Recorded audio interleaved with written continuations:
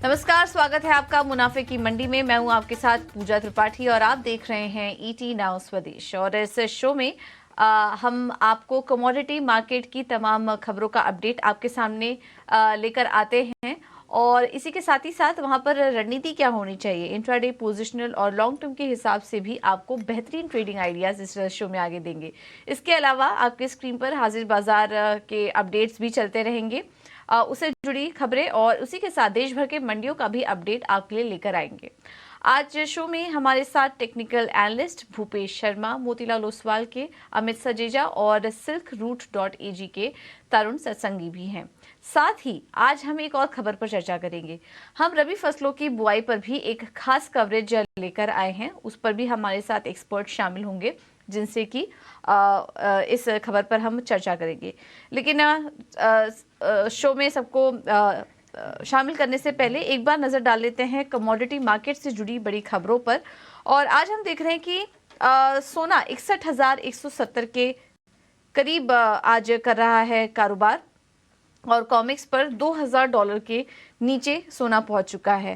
आज इस कमजोर डॉलर और बॉन्ड यील्ड से हम देख रहे हैं कि थोड़ा बहुत सपोर्ट यहाँ पर सोने को में आज देखने को मिल रहा है। चांदी की बात करें तो यहाँ पर भी लगभग सपाट ही कारोबार है। MCX पर दाम 72,900 के पास, और वहीं कॉमिक्स की बात करेंगे तो चांदी $24 के पास इस वक्त ट्रेड कर रही है। क्रूड में आज दायरे में कारोबार है। ब्रेंट $81 के करीब ट्रेड कर रहा है। नेचुरल गैस में आज हल्की कमजोरी है, $200 के पास नेचुरल गैस आज ट्रेड कर रहा है। वहीं मेटल्स की बात करें तो आज मिला जुला रुझान है। कॉपर तो दायरे में ट्रेड कर रहा है $700 के करीब। जिंक और लेड में 0.25% की बढ़त है। वहीं एल्यूमिनियम भी आज सपाट ही कारोबार कर रहा है। ये तो बात हुई एग्री कमोडिटीज की। अब आते हैं माफ कीजिएगा, नॉन एग्री कमोडिटीज की। अब बात करते हैं एग्री कमोडिटीज की। तो आज जीरा में हम कमजोरी देख रहे हैं। 44,750 रुपए के पास जीरा कर रहा है ट्रेड, 0.5% की कमजोरी। हल्दी में लेकिन 2.5% की तेजी है, 12,700 के पास हल्दी इस वक्त ट्रेड कर रहा है। धनिया में भी कमजोरी है, 7,850 रुपए के पास धनिया ट्रेड कर रहा है। वहीं ग्वारगम और ग्वारसीड में आज दायरे में कारोबार हो रहा है। ग्वारगम में 11,400 रुपए के पास, और हल्की तेजी हल्की मजबूती यहाँ पर ग्वारसीड में भी दिखाई दे रही है। 5,620 के लगभग यहाँ पर ग्वारसीड में भी ट्रेड हो रहा है। तो ये तो बात हुई एग्री कमोडिटीज की। अब आगे बढ़ते हैं और एक एक करके हमारे एक्सपर्ट्स भी से भी समझेंगे कि रणनीति क्या अपनाए आज के दिन। हमारे साथ भूपेश शर्मा, अमित सजेजा और इसके अलावा हमारे साथ तरुण सत्संगी जी भी मौजूद हैं। आप तीनों का एक बहुत बहुत स्वागत है शो पर। भूपेश जी, सबसे पहले आपसे राय लेना चाहेंगे सोने चांदी पर। क्या करें, आज हम देख रहे हैं कि बेहद ही सपाट, वैसे तो कमोडिटी में ज़्यादा कुछ एक्शन दिखाई नहीं दे रहा है क्योंकि यूएस मार्केट से संकेत नहीं है। बॉन्ड यील्ड्स, डॉलर में भी सपाट कारोबार ही हो रहा है। तो ऐसे में कमोडिटी मार्केट में कैसे ट्रेड करें, किन लेवल्स को वॉच करेंगे, और आगे के क्या बड़े इवेंट्स हैं जिस पर कि आपकी नज़र है जो कि सोने चांदी में इम्पैक्ट डाल सकती है? सर मैडम, शो पर शामिल करने के लिए बहुत धन्यवाद आपका। सोने चांदी की बात करेंगे तो सबसे पहले सोने के ट्रेंड की बात करेंगे तो सोने और चांदी दोनों के बाजार के ट्रेंड अभी भी पॉजिटिव बने हुए हैं। मुझे लगता है कि ये ट्रेंड आगे भी कंटिन्यू करनी चाहिए, और यहाँ से सोना मुझे लगता है कि एक बार अपसाइड में इंटरनेशनल बाजार में देखेंगे तो 2040 और $2,065 तक दिखता है। वहीं यहाँ MCX की बात करें तो सोना मुझे 61,500 से लेके 61,900 तक के भाव दिखते हैं। चांदी की बात करें तो चांदी में मुझे उम्मीद है कि चांदी 73,500 के ऊपर अगर सस्टेन करेगा बाजार, तो इसमें भी एक बड़ी रैली मुझे आते हुए समझ आती है, जिसमें तकरीबन 4 से 5,000 पॉइंट की तेजी आगे पोजिशनली आनी चाहिए। और सोना चांदी 72,500 के नीचे अभी जाना मुश्किल है। ठीक है। तो ये है सोने चांदी में ट्रेडिंग की रणनीति आपको सुझाई। अमित, अब आपसे भी समझना चाहेंगे आपका क्या व्यू बन रहा है सोने चांदी को लेकर। अगर इंट्राडे ट्रेडर हूं तो फिर किन लेवल्स को वॉच करना चाहिए? जी, गुड मॉर्निंग। देखिए, फिलहाल तो रुझान अपसाइड बना हुआ है। हालांकि हम देख रहे हैं कि $2,010 के ऊपर स्ट्रगल हो रही है स्पॉट गोल्ड में। लेकिन क्योंकि आज वॉल्यूम की कमी होगी तो एक दायरे में ही कारोबार रहेगा, और हम ना ज्यादा डाउनसाइड ब्रेक देख पाएंगे, ना 2010 के ऊपर जाता हुआ देखेंगे स्पॉट गोल्ड को। तो इसी दायरे में मैं उम्मीद कर रहा हूँ। इस वजह से फिलहाल मैं समझता हूँ कि 61,000 के करीब अगर गोल्ड मिलता है तो बाइंग की जा सकती है, और जो ऊपरी स्तर है, जो ऊपरी दायरा है, उसको टेस्ट कर सकता है 61,350 से 400 के बीच। एक लिमिटेड रेंज रहेगी बिकॉज ऑफ लो वॉल्यूम से न्यूएस, क्योंकि वहाँ अर्ली क्लोजिंग है। सिमिलरली चांदी की भी बात करें तो एक दायरे में ही कारोबार होगा। 72,500 600 एक अच्छा सपोर्ट जोन है शॉर्ट टर्म बेसिस। मैं समझता हूँ उसके नीचे प्राइसेस जाते हुए नहीं दिख रहे हैं शॉर्ट टर्म में। 73,500 वंस अगेन, जैसे भूपेश जी ने भी बताया, एक इम्पॉर्टेंट ब्रेकआउट लेवल है। अगर उसके ऊपर सस्टेनेबल बेसिस हमें ट्रेड देखने मिलता है तो ही एक्सटेंडेड तेजी दिखेगी, वरना इमीडिएट बेसिस पे 73,500 का ही लक्ष्य लेके चलना चाहिए। ठीक है। तो दोनों ही एक्सपर्ट की सलाह दायरे में ही अभी फिलहाल कुछ समय के लिए टिका रहेगा। सोने चांदी दोनों में ही ये सलाह दी जा रही है। सोने में अगर आपको ट्रेड करना है तो 61,300 के लक्ष्य पर नजर रखिए। स्टॉप लॉस होगा 60,700 का। और सिल्वर में भी खरीदारी करने की ही सलाह है। 73,500 के लेवल्स है। स्टॉप लॉस का ध्यान जरूर रखिए इस मार्केट में, क्योंकि ज्यादा वॉलेटाइल नहीं है। फिलहाल ऐसे ही दायरे में रेंज होता हुआ दिखाई देगा, तो स्टॉप लॉस का अपने ध्यान जरूर रखिए। तरुण जी, अब आपसे समझना चाहेंगे, आप कैसे ट्रेड देख रहे हैं सोने चांदी पर? Hi, morning. I am bullish on gold and silver. मुझे लगता है कि gold is more attractive than silver, and which we have recently seen. I think Fed के मिनट के बाद में ये pretty much clear है कि further rate hike अभी near term में नहीं होगा. That is why we have seen correction in dollar index, which is actually positively supporting the prices of gold. तो हमें लगता है कि आउटलुक पॉजिटिव है। आने वाले मंथ्स के अंदर अगर मैं इंटरनेशनल मार्केट की बात करता हूँ तो प्रॉब्ली 2150 टू 2200 तक कॉमेक्स में प्राइस जा सकते हैं, and even trend will remain positive in the domestic market. ठीक है। तो ओवरऑल ट्रेंड मजबूत दिखाई दे रहा है। फेड मिनट से कहीं ना कहीं अंदाजा भी लग रहा है कि ब्याज दरों में जल्द ही कटौती की शुरुआत तो नहीं होगी, लेकिन एक सीमित इन्हीं लेवल्स के आसपास ही फेड रेट अपने होल्ड करते हुए नजर आएगा। उसके चलते सोने पर एक बुलिश नजरिया तीनों ही एक्सपर्ट्स का, और फिलहाल तेजी करने की राय। अब बात करते हैं कच्चे तेल की, और कच्चे तेल में काफी एक सपाट कारोबार हो रहा है आज। हालांकि अब मामूली दबाव है। एमसीएक्स पर भी सपाट ही कारोबार है। 6,380 के करीब इस वक्त कारोबार कर रहा है। क्रूड में सबसे बड़ा ट्रिगर इस वक्त बीच यही है कि OPEC प्लस की बैठक टल चुकी है, और उसके बाद ये दबाव हावी है। आगे को लेकर क्लैरिटी नहीं बन पा रही है। भूपेश जी, आपका क्या कहना होगा इस वक्त क्रूड के फंडामेंटल्स ओवरऑल आपको कैसे दिखाई दे रहे हैं? क्योंकि कंफ्यूजन है OPEC प्लस देशों के बीच, आउटपुट को लेकर सहमति नहीं बन पा रही है। इस इवेंट को आप कैसे देख रहे हैं, और फिर इसका असर कच्चे तेल पर कितना पड़ेगा? जी, जहाँ तक ओपेक प्लस की बात करें तो मुझे उम्मीद है कि ओपेक प्लस में जो मीटिंग अभी टाली गई है वो उसमें कुछ भी नहीं होने वाला है, और आगे भी मुझे लगता है कि कोई भी सहमति निकल के नहीं आएगी फर्दर कटौती पर। और अगर फर्दर कटौती नहीं होती तो जहां तक चार्ट की बात करें तो चार्ट से कोरिलेशन में मैं देखूं तो चार्ट का स्ट्रक्चर काफी नेगेटिव बना हुआ है, और इसमें 6,350 के नीचे बिक वाली और ज्यादा बढ़नी चाहिए, और नीचे में 6,100 और 5,950 तक के पोजिशनली टारगेट दिखते हैं। हो सकता है इंटरनेशनल मार्केट आज थैंक्सगिविंग डे की वजह से बंद है तो मार्केट एक दायरे में रहे आज के दिन में, परंतु भविष्य में मुझे क्रूड में एक मंदी समझ आती है। तो कच्चे तेल में आपसे दबाव ही नजर आ रहा है। इस बीच एक और खबर की तरफ आपको लिए चलते हैं, और इस साल हम देख रहे हैं कि सामान्य से कम मॉनसून का असर रबी फसलों की बुआई पर भी होता दिख सकता है। फिलहाल क्या है रबी फसलों की बुआई की स्थिति, इस पर खास बातचीत के लिए हमारे साथ एपीएमसी वाशी के ट्रेडर्स देवेर वोरा जी जुड़ चुके हैं। आपका बहुत बहुत स्वागत है देवेर जी शो पर। तो आपसे मौजूदा स्थिति के बारे में भी समझना चाहेंगे। कम मॉनसून होने के कारण अब कितनी बड़ी चिंता बनते हुए दिखाई दे रही है। इसका असर गेहूं की बुआई पर कितना हो सकता है, और क्या आगे महंगाई भी बढ़ सकती है? इससे जुड़ा एक और सवाल मेरा होगा कि अभी फिलहाल स्टॉक की भी मौजूदा स्थिति कैसी दिखाई दे रही है? क्या 15 साल में सबसे बड़ी डेफिसिट की स्थिति भी पैदा हो सकती है? जी बिल्कुल। 2007 के बाद पहली बार ऐसी परिस्थिति आई है कि हमारा जो गेहूं का स्टॉक है फूड कॉर्पोरेशन ऑफ इंडिया का सरकार के पास, वो काफी नीचे गया है। दूसरी बात, ये बार आपके चैनल के माध्यम से हमने सरकार को 2 बार बोला था कि गेहूँ एमएसपी के ऊपर के भाव से इंपोर्ट करने की जो बड़े यूनिट्स है, बड़े जो फ्लोर मिलर्स है और जो चक्की आटे के यूनिट है, उनको इंपोर्ट करने की, ड्यूटी फ्री इंपोर्ट करने की इजाजत दी जाए। लेकिन उसके ऊपर सरकार ने ध्यान नहीं दिया।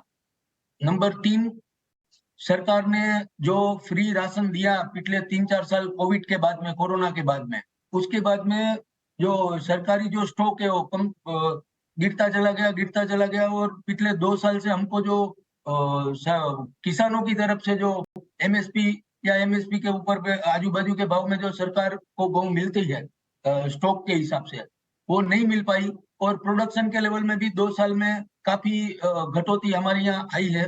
उसकी मेन वजह बहुत सारी चीज़ों का जो भाव है, गेहूँ को छोड़ के, वो काफ़ी ऊँचा है। जैसे मसाला हुआ, दाल है, पल्सेस है, ऑयल सीड्स है, उसमें काफ़ी भाव बढ़े हुए थे, तो गेहूँ का जो प्रोडक्शन है, वो स्टेबल हो गया, मतलब कोई बढ़ा नहीं, जो बढ़ना चाहिए। वो उसमें काफ़ी रुकावट आ गई और अभी भी सरकार जो ₹2700 में ओनली एमपी और राजस्थान की बात कर रहे थे, लेकिन मैं ऐसा समझता हूँ कि 11 राज्यों में अगर सरकार 2700 का भाव अगर दे सकती है और उसका डिक्लेरेशन करेगी, तो थोड़ा उसमें बिजाई में फ़र्क पड़ेगा और थोड़ा उत्साह बढ़ेगा किसानों में, ऐसा मैं समझता हूँ। बिल्कुल, तो स्थिति तो गंभीर है और हो सकता है कि सरकार की भी नज़र इस पे बनी हुई है, बार-बार उनसे सुझाव भी दिए जा रहे हैं और इस शो के माध्यम से देवेंद्र जी ने भी कुछ सुझाव दिए हैं। हम उम्मीद करते हैं कि इस पर सरकार जल्दी कुछ फैसला ले। लेकिन देवेंद्र जी, फिर आपसे ये भी समझना चाहेंगे, जैसी स्थिति पैदा हो रही है और जो चिंता आप भी रेज़ कर रहे हैं, क्या ऐसे में गेहूँ इम्पोर्ट की फिर से नौबत आ सकती है? नहीं, उसमें दिक्कत क्या है? मुझे ये समझ नहीं आ रहा है। कोई ऐसा जैसे पल्सेस हम लोग इम्पोर्ट खरीद रहे हैं, ऑयल और ऑयल सीड्स कर रहे हैं, तो अभी अनाज में अभी हम सेल्फ सफिशिएंट नहीं है या हमारा स्टॉक कम हो रहा है, तो 140 करोड़ की जो जनता है, उसको कुदरत के भरोसे या ऐसे ही मार्केट के भरोसे तो छोड़ नहीं सकते हैं। तो एमएसपी के ऊपर मतलब 2500, 2700, 2800 के ऊपर भी अगर अभी अपने को गेहूँ मिले, तो भी बहुत बड़ी बात है। इंटरनेशनल प्राइसेस जो है, वो यूक्रेन और रशिया के सबसे कम नीचे रहते हैं। वो अभी इंटरनेशनल मार्केट में कोई फील्ड में नहीं है और यूएस, कनाडा और ऑस्ट्रेलिया का अगर रेट हम लोग कंपेयर करें इंडियन रुपी में, तो काफ़ी ऊँचे हैं और अभी ये डिसीजन नहीं लिया गया, तो अगले साल मैं समझता हूँ डेढ़ा या दुगना भाव में हमको गेहूँ इम्पोर्ट करने की नौबत आ सकती है, ऐसा मुझे लग रहा है। ऐसे में महंगाई की दिक्कतें जो हैं फिर वो और बढ़ सकती है और फिर सरकार के सामने भी समस्या और बढ़ सकती है। फिर एक आखिरी सवाल देवेंद्र जी, आपका ज़्यादा समय नहीं लेंगे। अब ये जो सिचुएशन पैदा हो रही है, फिर ऐसे में गेहूं की कीमतों को लेकर फिर क्या आउटलुक बन रहा है आपका? गेहूँ की कीमत कोई कम होने का चांसेस इसलिए नहीं है कि जितना भी माल था वो लगभग मार्केट में आ चुका है। बहुत बड़े जो किसान हैं अभी मंडी की अराइवल हम लोग देखें तो बिल्कुल नहीं के बराबर है। या तो सरकार के पास स्टॉक है या तो बहुत बड़े किसानों के पास स्टॉक है। प्राइवेट ट्रेडर, स्टॉकिस्ट ये वो सब ये जो दिवाली के पहले की जो तेजी थी उसमें लगभग निकल चुके हैं और सरकार चुनाव में इतनी व्यस्त थी कि ये चीज़ के ऊपर कुछ ज़्यादा ध्यान दे नहीं पाए। मैं अभी भी आपको बोल रहा हूँ कि जो गुजरात में, महाराष्ट्र में, मध्य प्रदेश में जो बिजाई वाला गेहूँ आया उसमें यील्ड मतलब उत्पादन और उतारा ज़्यादा आया। वो नॉर्दर्न बेल्ट में भी उसका एक्सपेरिमेंट सरकार को करना चाहिए और ये इम्पोर्ट की नहीं करने की जो जिद है वो नहीं होनी चाहिए। 5 ट्रिलियन इकोनॉमी की हम लोग जो बात करते हैं, तो जब भी वो मुक्त व्यापार होगा, जब भी ये चीज़ पॉसिबल होएगी, ऐसा मैं समझता हूँ। बिल्कुल देवेंद्र जी, बहुत बहुत धन्यवाद आपका समय देने के लिए। कुछ सुझाव आपने जो सामने रखे हैं हमारे, उम्मीद करते हैं कि सरकार भी उन पर विचार कर रही है और कोई बड़ी चिंताजनक स्थिति यहाँ पर पैदा ना हो। बहुत बहुत धन्यवाद आपका देवेंद्र जी समय देने के लिए। चलिए अब आगे बढ़ते हैं। ये तो बात हुई गेहूं की बुआई को लेकर। इस ये जो डेवलपमेंट हो रहा है इस पर हमारी नज़र बनी रहेगी। लेकिन चलिए वापस से लौटते हैं नॉन एग्री कमोडिटीज़ की तरफ। कच्चे तेल पर हम चर्चा कर रहे थे। अमित जी, क्विकली आप अपनी ट्रेड्स बताइए, क्रूड को लेकर क्या आउटलुक बन रहा है आपका? जी, देखिए ऑन द होल जैसे आपने ओपेक की बैठक के बारे में कहा, अगर जो स्टेटस को रहता है यानी उन्होंने जो अपनी प्रोडक्शन कट है आगे नहीं बढ़ाए, फर्स्ट क्वार्टर ऑफ 2024 में, तो ये पॉसिबल है कि मार्केट इसको एक नेगेटिव सिग्नल की तरह लेगा। साथ ही जो पोस्टपोनमेंट भी हुई है मीटिंग का, कहीं ना कहीं वो एक नेगेटिव आउटलुक दे रहा है क्रूड को। मैं समझता हूँ ब्रॉडली, अगर मैं शॉर्ट टर्म या मीडियम टर्म की बात करूं, जब तक $82 के नीचे WTI क्रूड ट्रेड कर रहा है तब तक $70 तक जाने की आशंका है। तो ब्रॉडली एक सेल ऑन रैली इसका बायस है। उसी तरह इमीडिएट तौर पे भी मैं अगर देखूं इंट्राडे या 1 से 2 दिन के लिहाज से, तो मैं समझता हूं कि 6450 का एक रेजिस्टेंस है। 6410 से 20 के बीच में बिकवाली करने की सलाह होगी।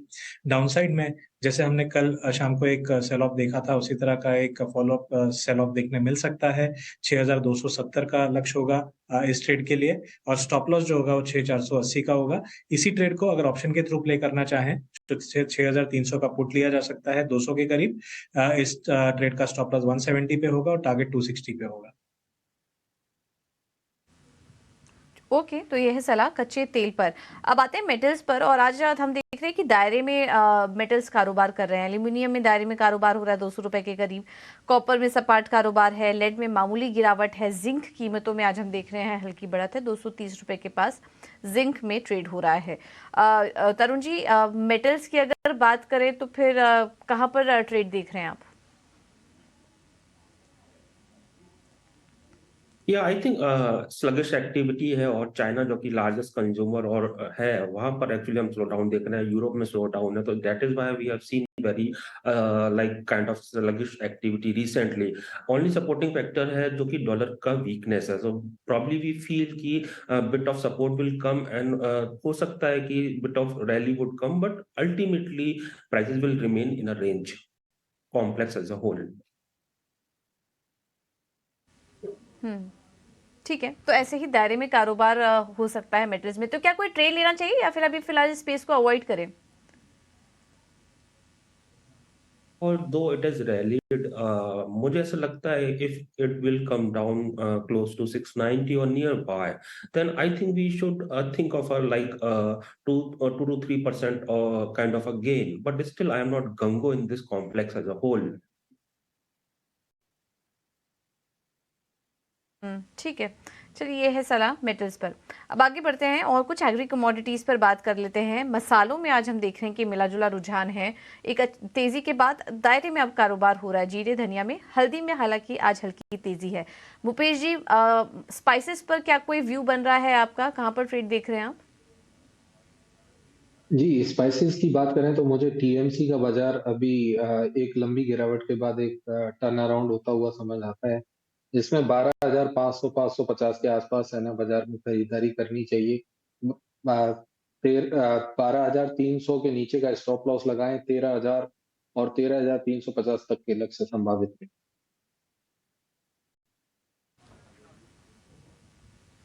ओके, ठीक है, तो ये है सलाह स्पाइसेस पर। और इसके अलावा अगर नज़र डालें ग्वारगम और ग्वारसीड पर, तो यहाँ पर भी आज हम देख रहे हैं कि हल्की दायरे में कारोबार हो रहा है। ग्वारगम में भी 11,400 रुपए के पास और ग्वारसीड 5,620 के पास हल्की तेजी के साथ यहाँ पर ट्रेड हो रहा है। भूपेश जी, आप सलाह दीजिए, क्या करें? कोई ट्रेड नजर आ रहा है आपको?